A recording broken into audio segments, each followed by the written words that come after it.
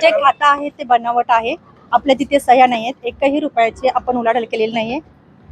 तुम्हाला कल्पना होती का समता पतसंस्थेमध्ये तुमच्या नावाची खाती कसं माहित झालं? आपल्या मीडियावरती पाहिलं आणि आम्ही आलोय. अजूनही आम्हाला कोणतीही नोटीस पोहोचलेली नाही. तुमच्या कागदपत्र पाहिली ती तुमचीच होती का बनावट होती ती? कागदपत्र बनावट आहेत. सह्या सुद्धा आपल्या बनावट आहेत.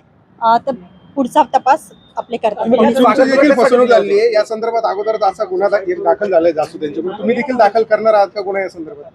ते आम्ही मी सांगते, मी प्रतिभाताईची मी वकील आहे. मी ॲडव्होकेट जयश्री काळे पालवे, मी प्रतिभा चाकणकर यांची वकील आहे.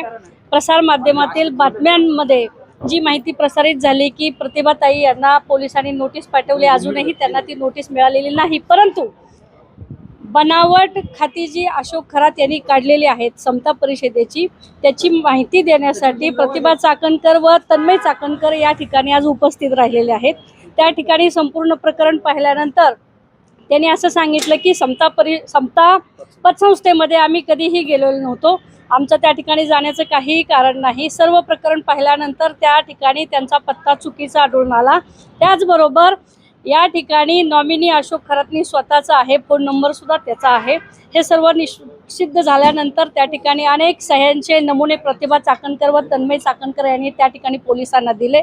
सदरील टायपिंगसाठी या ठिकाणी बराच वेळ लागला आणि हे सर्व खात्रीजमा झाल्यानंतर ते आता बाहेर पडलेले आहेत. पोलिसांना त्या वेळोवेळी सहकार्य करतील आणि तपासामध्ये मदत करतील. पण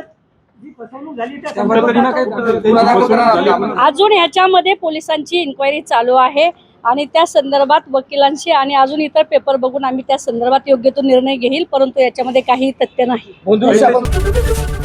एबीपी माझा, उघडा डोळे बघा नीट.